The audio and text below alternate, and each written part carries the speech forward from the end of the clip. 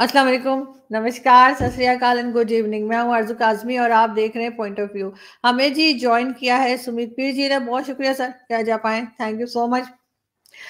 और सर आज हम बात करेंगे अमेरिकन प्रेसिडेंट जो बाइडेन की। जो बाइडेन ने स्टेटमेंट दिया है और यकीनन पाकिस्तान के खिलाफ ही कहा जाएगा उसको, जिसमें उन्होंने कहा है कि जी Pakistan is the most dangerous country, और साथ साथ उन्होंने हमारे जो न्यूक्लियर एसेट्स हैं उसके ऊपर भी सवाल उठा दिया है, उसकी हिफाजत पे भी सवाल उठा दिया है। लेकिन हम अगर उसमें थोड़ा सा एंगल हम लेकर आए इंडिया का, तो उससे कुछ दिन पहले ही आपके जो फॉरेन मिनिस्टर हैं डॉक्टर जयशंकर, उन्होंने एक स्टेटमेंट दिया था और कहा था कि जी हम जो है वो आईटी एक्सपर्ट्स जो है दुनिया को देते हैं, और हमारा जो नेबरिंग कंट्री है वहां से टेररिज्म की बात की थी। और बातें उन्होंने पाकिस्तान का नाम नहीं लिया था, लेकिन यहाँ पे सबने जो है वो प्रोटेस्ट शुरू कर दिया था और बात शुरू हो गई थी। लेकिन इस वक्त आप जो बाइडेन के स्टेटमेंट को कैसे देखते हैं, क्योंकि अभी रिसेंटली हमारे जितने भी हायर ऑफिशियल्स हैं, चाहे वो आर्मी के हों या सिविलियन गवर्नमेंट के हों, वो सब अमेरिका गए थे और वापस आए हैं, और उसके बाद ये स्टेटमेंट क्या क्या बताता है ये स्टेटमेंट आपको? देखिए आरजू जी, शो पे बुलाने के लिए धन्यवाद। अच्छा टॉपिक आज आपने लिया। अभी ये न्यूज़ आई है कुछ घंटे पहले। आरजू जी, ये बहुत इंपॉर्टेंट न्यूज़ है। क्यों? क्योंकि आज जो भी आपके लोग वहां पर गए थे, जिन लोगों ने पहले बोला भाई भारत में दरार पड़ गई अमेरिका रिलेशन में, तो पहले ये नेशनल सिक्योरिटी स्ट्रेटजी वाला डॉक्यूमेंट आता है, तो तब देखिए उसका पाकिस्तान से कोई प्रतिक्रिया नहीं है, कोई रिएक्शन नहीं आया। अब ये जो लोग घूम रहे थे यहाँ, जो अपने मेडल वेडल खुद लगा रहे थे कि हमने ये करा दी, हमने भारत की नैया डुबा दी, रिलेशन में दरार डला दी, पूरे अमेरिका का चक्कर वक्कर काट रहे थे, दाएं से बाएं ऊपर से नीचे। तो बट अब ये जो है, ये जो चीज हो गई, कल से वो बिल्कुल शांत बैठे।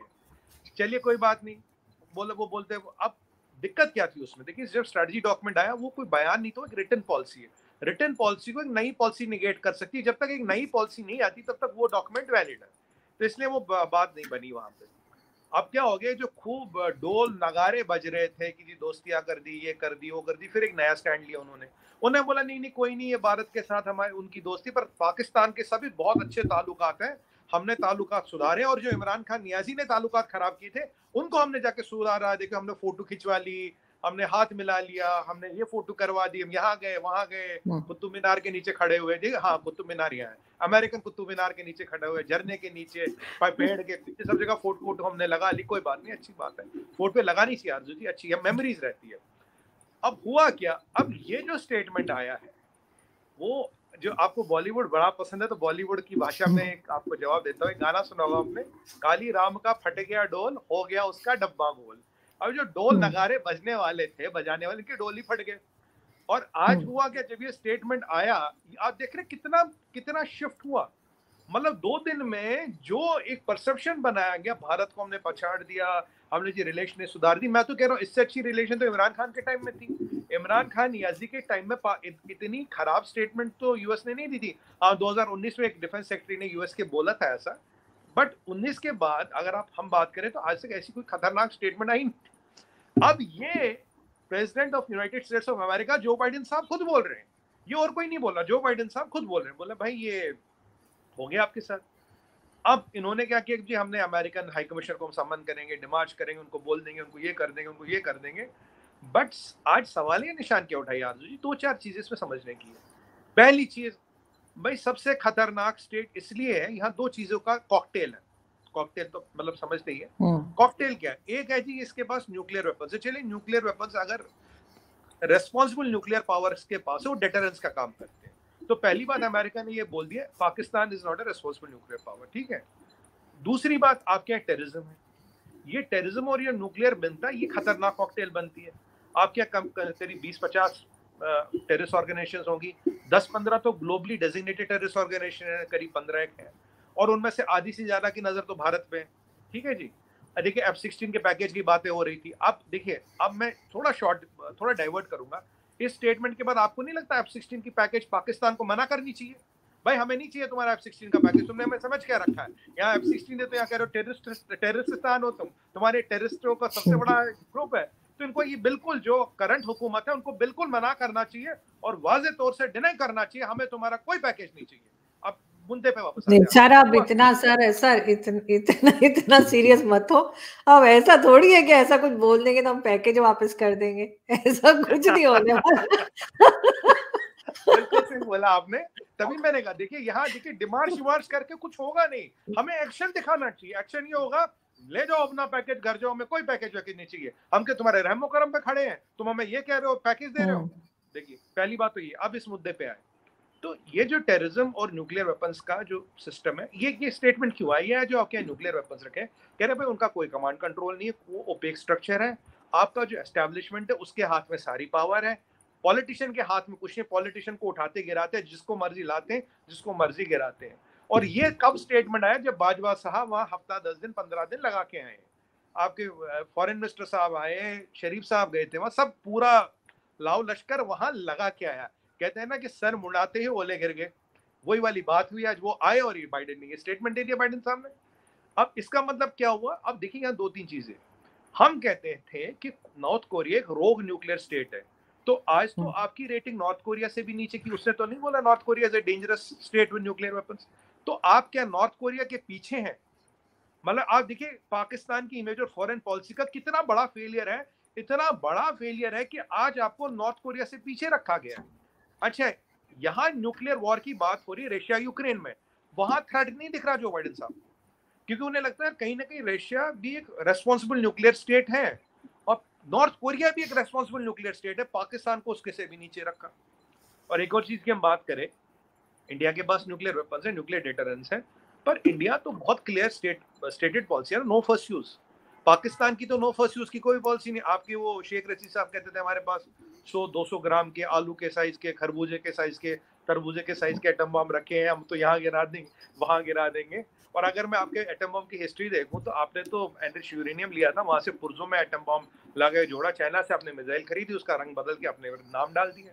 सच्चाई तो ये है, ये तो पाकिस्तान का न्यूक्लियर प्रोग्राम है। अब मुझे पता नहीं आजू जी, मुझे काफी एक्सपर्ट्स मिले जिनसे मैं संपर्क में रहता हूँ, तो मुझे ये भी कह रहे यार जो पाकिस्तान बात करते हैं कि हमारे पास टैक्टिकल न्यूक्लियर वेपन है, ये तो ना किसी ने देखा, ना इसका कोई टेस्ट हुआ, ना कोई डेमोन्स्ट्रेशन हुई, ये है भी नहीं है, हुआ नहीं हुआ। और अगर आप देखें पिछले करीब 38 दिनों में इंडिया ने 10 मिसाइल सिस्टम्स टेस्ट कर लिए, और अभी नोटा और लगाया हमने टेस्टिंग के लिए, 2-4 दिन में और लगाया, हमने डेट याद नहीं है, इसी महीने में दिवाली के बाद लगाया हमने 24 घंटे का। तो 38 दिन में हमने 10 से 12 मिसाइल सिस्टम टेस्ट कर लिया। आपके यहाँ टेस्ट तो हुआ नहीं, टैक्टिकल वेपन है वो किसी ने देखा नहीं, अगर है तो उसने किया नहीं। तो अब ये जो परिस्थिति पाकिस्तान की है आरजू जी, ये बद से बदतर वाली हालत है, क्योंकि इससे बड़ा स्टेटमेंट यूएस प्रेसिडेंट दे नहीं सकता। और ये देखिए दो घटनाएं एक साथ होती है, एक ये स्ट्रैटेजी का डॉक्यूमेंट आता है, राइट, उसके बाद ये ब्लेटेंट डायरेक्ट स्टेटमेंट आता है जहां पाकिस्तान का आंकलन नॉर्थ कोरिया से भी नीचे रखा गया आज के डेट में। मतलब अगर दुनिया की पीस को कोई खतरा है वो तो चाइना है, ठीक है, अगर न्यूक्लियर वेपन्स को लेके खतरा है वो है पाकिस्तान। चाइना का भी कहीं ना कहीं ये मानना है कि यार वो इररेस्पॉन्सिबल नहीं, न्यूक्लियर वेपनों का हिसाब किताब वहां है। और यही चीज आरजू जी आपको याद होगा, मैं आपके शो पे कई बार कह चुका हूँ, क्योंकि जो मुझे सबसे ज्यादा खतरनाक लगता, मुझे पाकिस्तान की आर्मी से किसी से थ्रेट नहीं लगता, मुझे उस दिन से डर लगता है जिस दिन ये वेपन, ये अलकायदा या पता इन जैसे किसी के हाथ लग जाए, लश्कर तोयबा, जैश ए मोहम्मद, तब क्या होगा। अब इस लेकिन सर वैलिडेट किया है यूनाइटेड स्टेट्स ऑफ अमेरिका ने।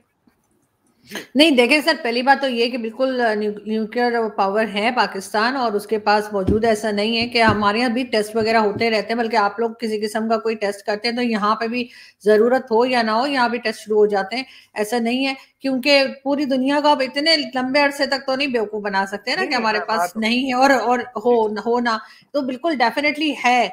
लेकिन ऑफ कोर्स हर चीज पे जब अमेरिका का होल्ड है पाकिस्तान में, उनकी मर्जी के बगैर कुछ नहीं होता। ये कोई ढकी छुपी बात नहीं है, क्योंकि जाहिर वर्ल्ड बैंक है, IMF है, हमें पैसे पकड़ने होते हैं, 100 काम होते हैं।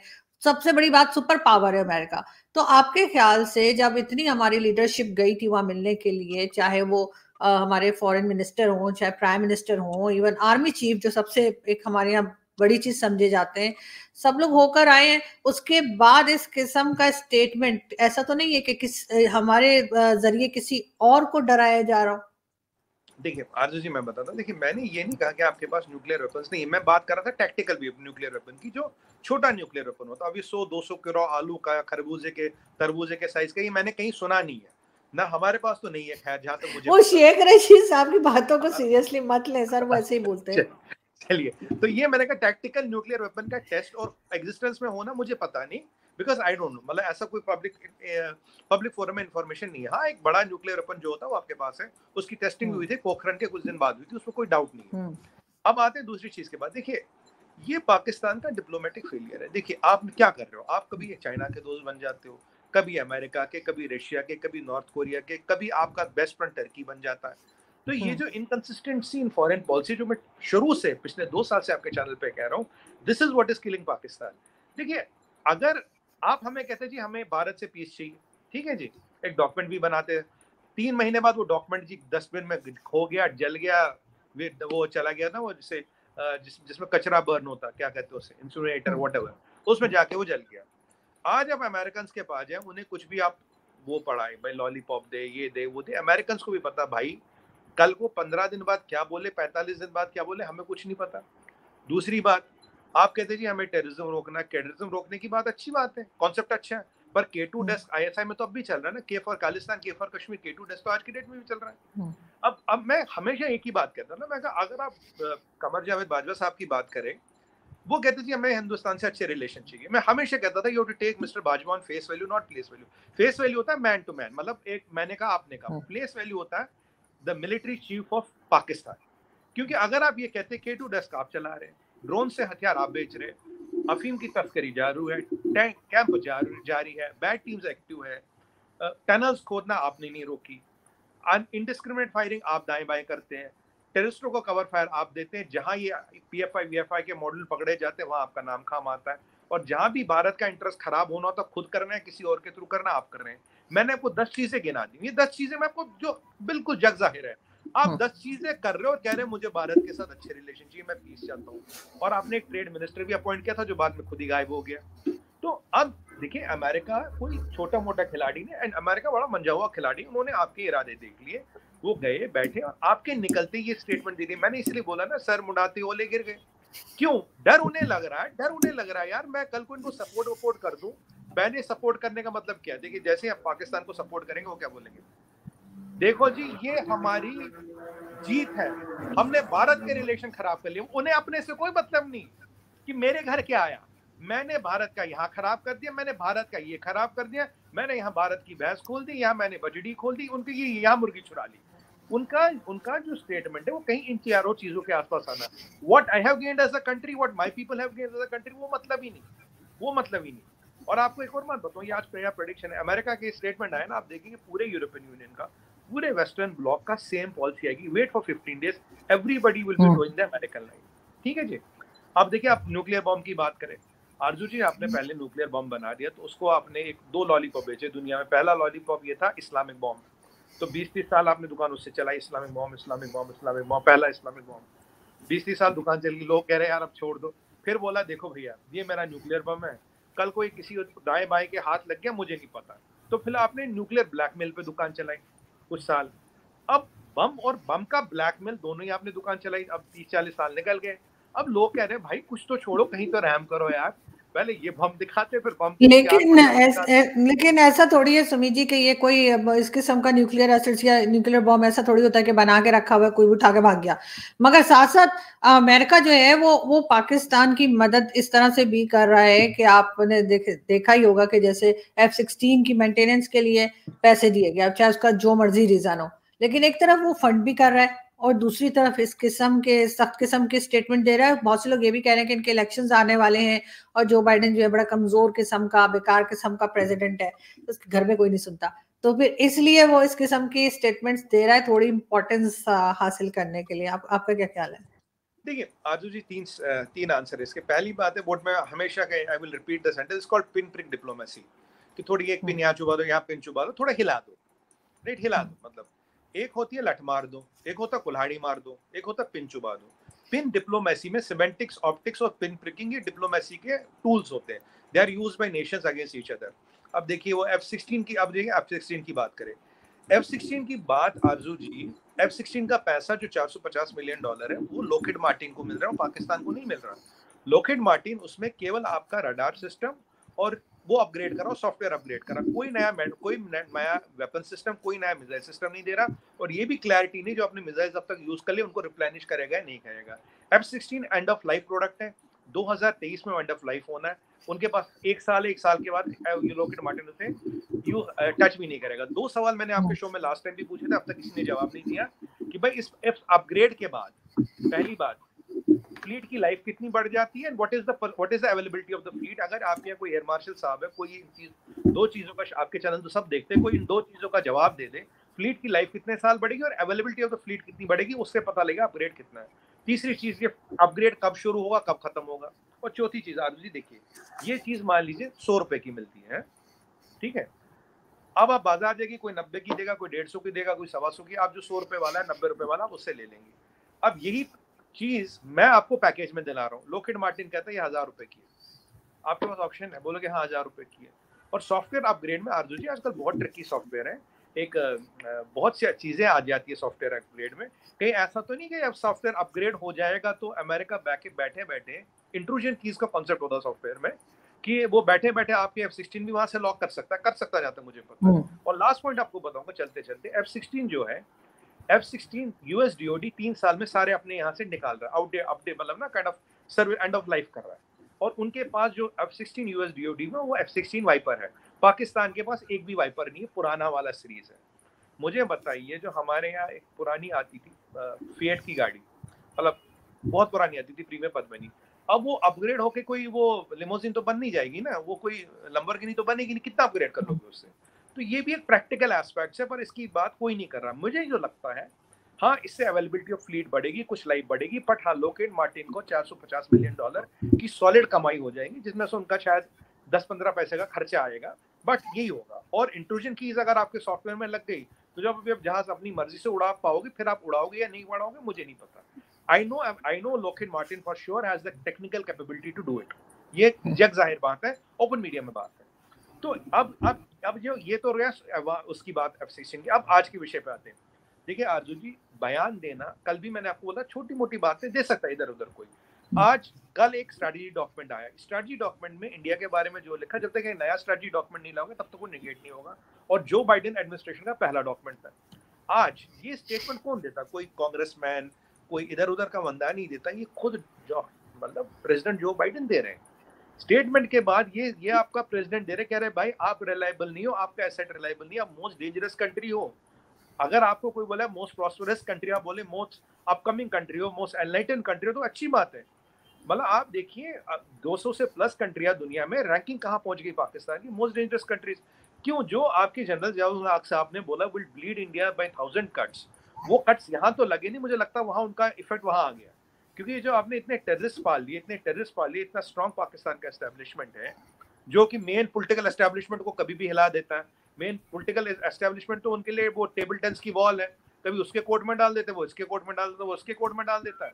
ऐसे तो आपके यहाँ चलते हैं। तो ऐसे में आप बताइए अमेरिका के स्टेटमेंट में गलती कहाँ है? What, where is America wrong? America is not wrong. जब अब ये नियाजी साहब छुप है इसमें, कोई इसमें नहीं बोल रहा। ये जो इम्पोर्टेड हुकूमत की बातें कर रहे थे, ये चुप है इम्पोर्टेड हुकूमत। अभी शहबाज शरीफ कह रहे थे भाई अमेरिका जाके हमने सारा सेटिंग कर ली, भुट्टो साहब करे, सब सेट कर दिया, बाद में सब सेट कर दिया। ऐसा स्टेटमेंट क्या यूनाइटेड स्टेट्स ऑफ अमेरिका ने किसी कंट्री के अगेंस्ट बोला है? आपकी नो तो हो सकता है कोई डिमांड की हो, ये लोग जो गए थे, तो हो सकता है अमेरिका ने इनसे किसी किस्म की कोई डिमांड की हो, चाहे वो टीटीपी को लेकर हो या अफगानिस्तान को लेकर हो, किसी किस्म का हो। जैसे हमारे यहाँ इमरान खान साहब जब थे तो वो कहते थे ना एब्सोल्युटली नॉट बोल दिया, जबकि उन्होंने पता नहीं किसको बोला था। तो वो इस किस्म की कोई बात की हो जो कि पाकिस्तान को ये प्रेशराइज करना चाह रहे हो, चाहे वो टीटीपी को लेके, ऑफ कोर्स अफगानिस्तान से, उससे ज्यादा तो हमारे से कभी उन्हें काम पड़ा ही नहीं, अफगानिस्तान से आगे तो वो कभी गए नहीं। तो अफगानिस्तान से वो चले तो गए अपनी फौजें लेकर, लेकिन कुछ ना कुछ अभी पीछे रह गया होगा, उनके कुछ ना कोई ना कोई काम रह गया होगा। हो सकता है उसके लिए इस किस्म का स्टेटमेंट दिया जा रहा है कि पाकिस्तान थोड़ा सा परेशान हो। देखिए आरजू जी, दो चीजें।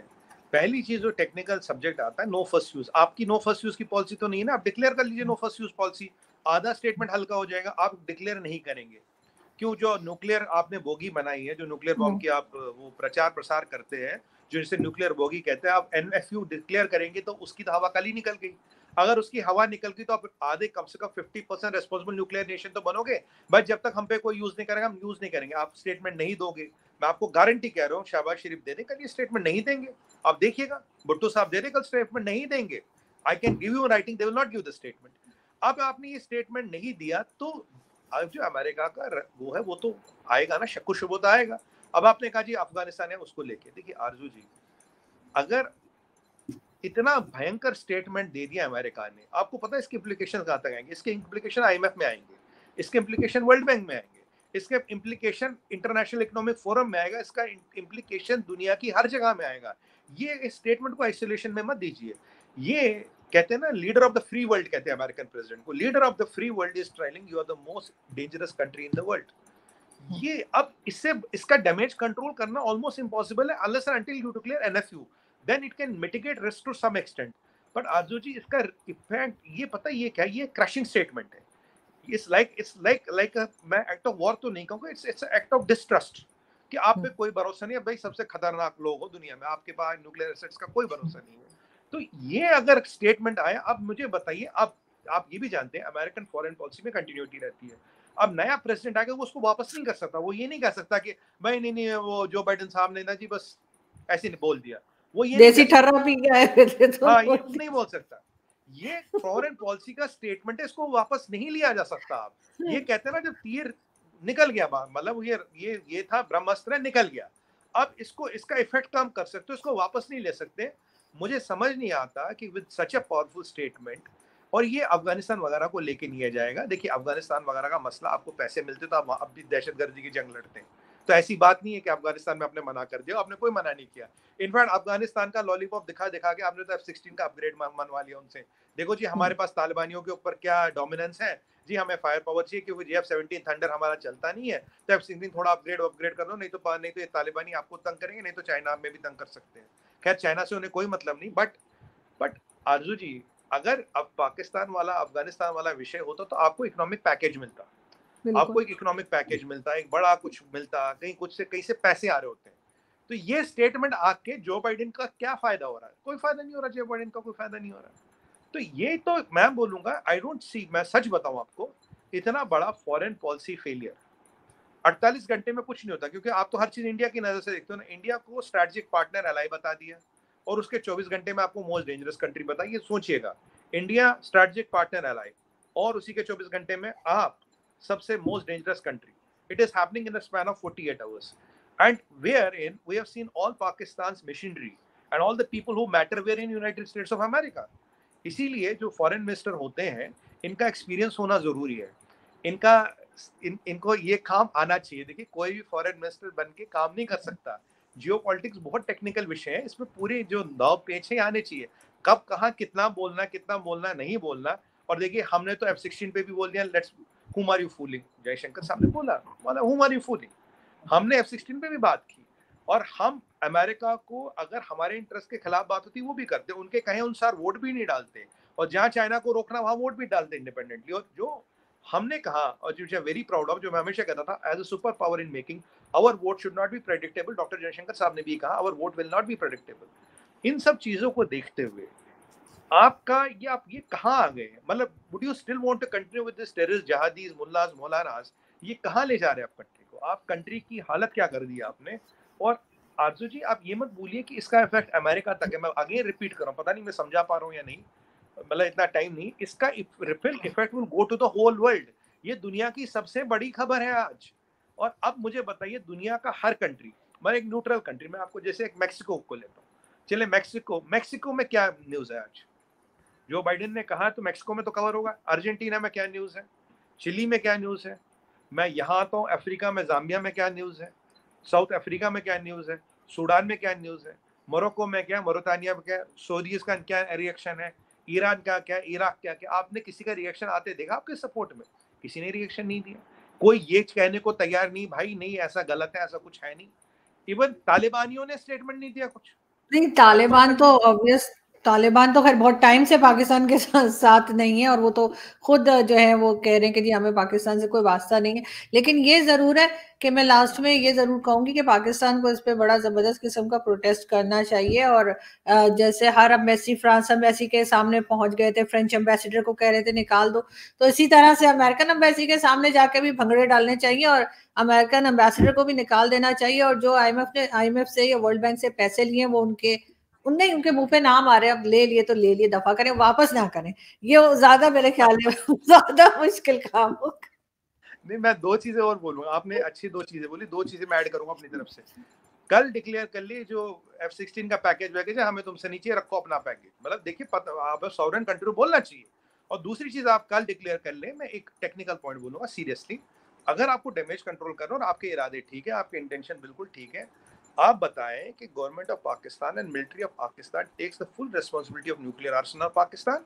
अगर कोई भी कुछ हो हमारी गलती होगी, and we commit NFU no first use, ये चीज बोल दीजिए, 50% मसला हल्का हो जाएगा। पर ये भी मैं आपको गारंटी बोलूं, ये दो चीजें कोई नहीं बोलेगा, ये दो चीजें कोई नहीं बोलने वाला है कल भी।